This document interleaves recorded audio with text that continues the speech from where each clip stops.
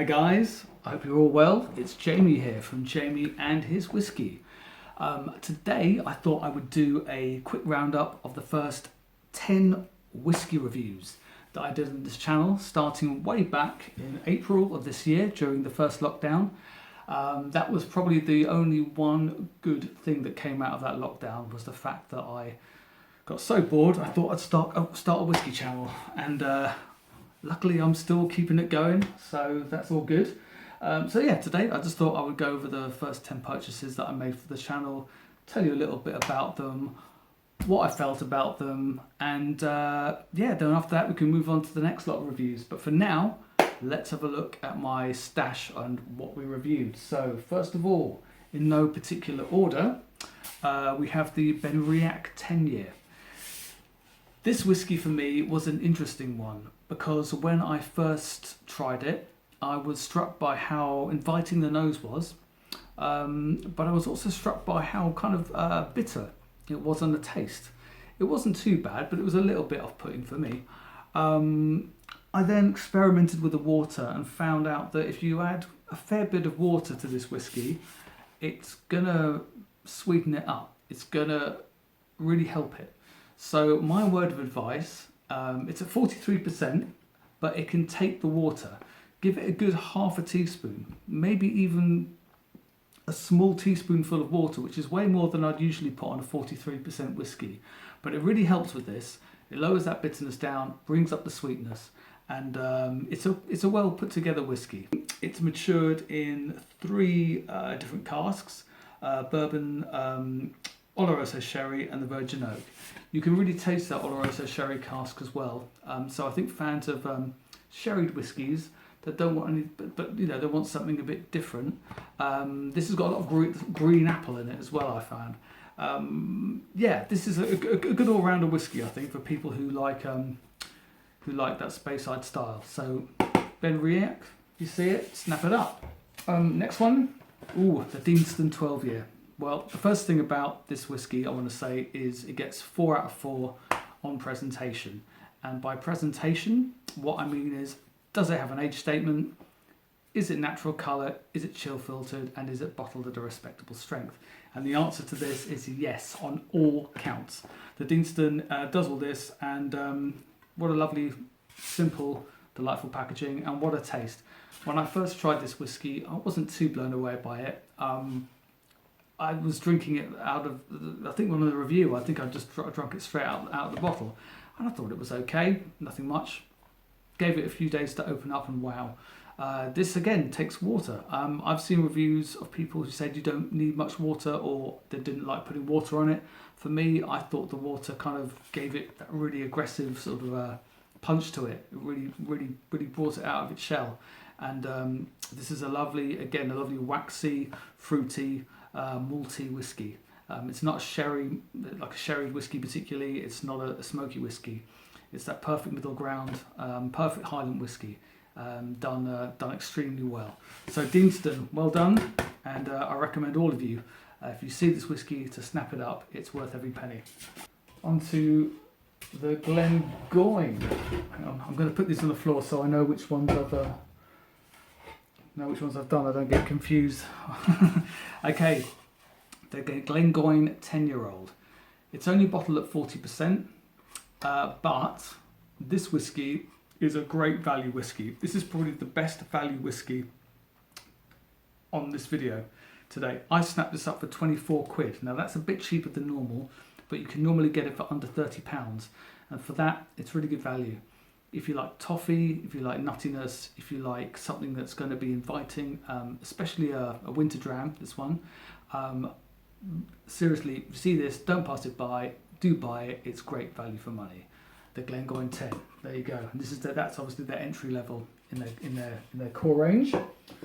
Right, let's change things up a bit and review, well, let's look back at the blended one from Compass Box.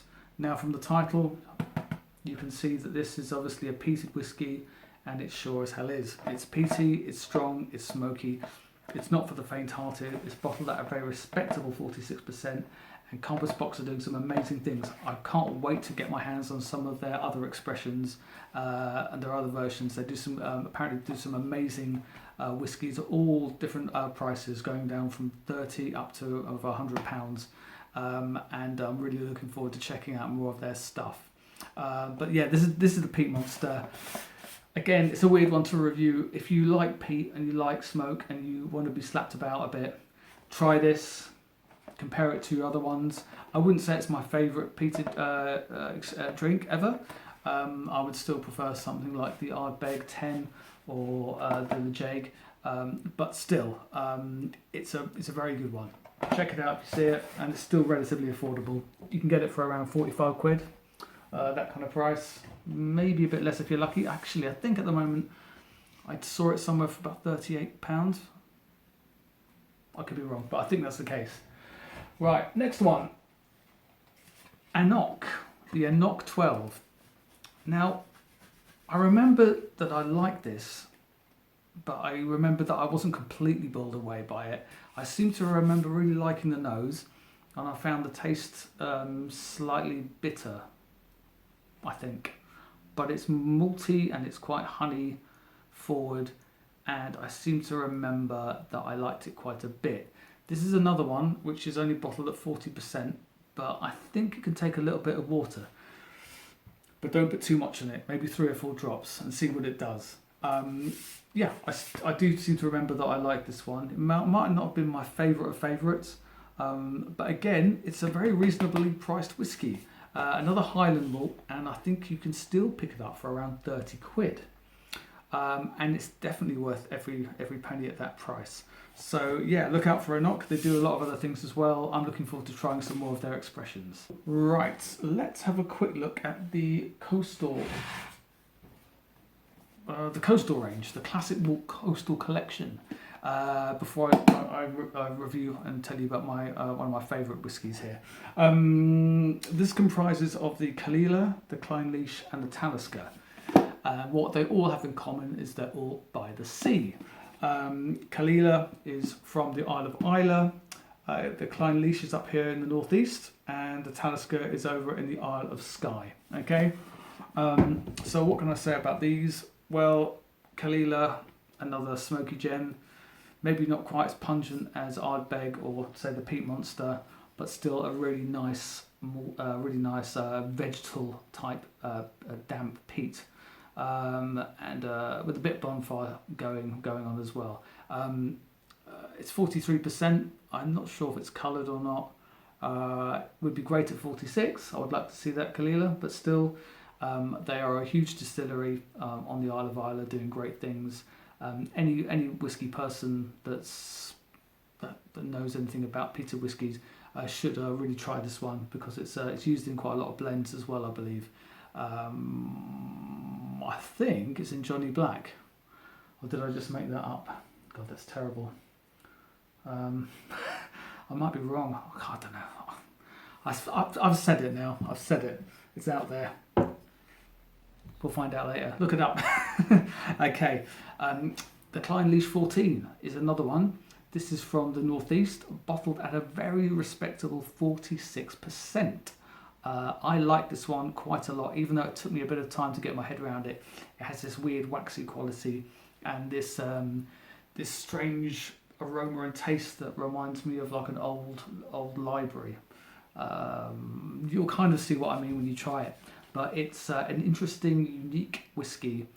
14 years old, at 46%. I think you can still pick this up in the low 40s, which is great value for money. Give it a try if you want something just a little bit different. That's the Clynelish 14. And finally, the Talisker 10. This one is obviously quite well known worldwide. It's a smoky, maritime, caramelly type toffee sweet whiskey, which is quite intense. It's 45.8%. It's the batch variability is a little bit dubious at the moment. I've tried good Talisker and I've also tried not so good Talisker. The Talisker out of this bottle I quite enjoyed, but I bought a bottle recently from Tesco and I thought it was a little bit generic and watered down. Is this my palate changing, or is this the whiskey changing? I don't know, and I would actually like to do a video about this and get some feedback from you guys on whether or not it's me or if it is the whiskey itself that varies in quality, or is it my palate changing and I'm getting more fussy. I fear it's probably a bit of both. But hey ho, we shall discuss that another time. And then finally, we have the Arran 10-year-old. Again, like the Deanston, 4 out of 4 for presentation. It's bottled at a very respectable 46%. It's unchill filtered and natural colour, and it's got an age statement, 10 years. It's honeyed, it's fruity, it's beautiful nose. When you open it up, you get this bouquet of like fruits, and when you taste it, you get this almost tropical fruit taste to it. Lovely summer drink, but you could drink it any time of the year. It's intense on your tongue, so even though the flavours are quite approachable and light, the whiskey still packs a good hefty punch. Why? Because it's bottled at a respectable amount, okay? 46%. Distillers, take note. Arran is doing everything right at the moment. It's quite a new distillery, and it really is getting a good name for itself, and quite rightly so. The packaging is lovely, the taste is lovely, and it's even got maps on it. I like a good map, I really do. So this for me is makes it an A+. So yeah, that's the Arran 10. Snap it up. It is going up in price. I think it used to be in the low to mid 30s. Now I think it's going up a little bit to the 40s, but still worth every penny at that price. You can't go wrong. And I have to say, every whiskey that I've reviewed on this channel so far, there hasn't been one dud whiskey so far on it, and I don't really want to rank them really or put any whiskey down particularly. Some have been better than others, and I think you can probably gather that from what I've said and what the whiskies that I've kind of raved about a bit more on this review. Yeah, I just think really the whole point of whiskey and getting into whiskey is trying it out, making mistakes, having fun, looking and doing your research when you're buying a new whiskey. And I just hope that this video helps a little bit towards that. Everyone's going to have a different opinion on what they like and what means a lot to them when they buy a whiskey. This is just mine, but it was fun doing this for you guys anyway. I'm looking forward to coming back for my 12th review, which I'm going to be doing soon, so stay tuned for that. Again, like, share, subscribe, all that good stuff. But for now, I'm Jamie, I'm done. This is Jamie and his whiskey, signing out. Take care everybody, and see you soon. Bye-bye. Hello, I'm back. It's the following day, and I completely forgot to mention the Glen Scotia 15. I just remembered this, and I can't believe that I did that. How I could forget to mention such a lovely whiskey is beyond me. It's bottled at a highly respectable 46%. It tastes way older than the 15 years would suggest. It's extremely unusual tasting whiskey, very cask influenced rather than spirit led. Absolutely delicious. Raisins, plums, smooth for the 46%. So it's not too bitey, if that makes sense. And it's got a lovely woody, gorgeous, resinous taste to it. If you can bear to part with 55 quid, it's worth every single penny, and is one of my favourites that I've tried so far. It may be even my favourite. So that's the Glen Scotia 15. Sorry for missing that out on my first review at the beginning, but I remembered luckily today before I put the video up on YouTube, and I'm glad I did, because I would have been very upset. I'm not upset anymore. I'm very happy. So thanks for sticking through to the end of the video, guys, if you got this far. I'll be seeing you soon for my next review in a few days' time. In the meantime, have a good rest of the week and take care. All right, see you soon. Bye-bye.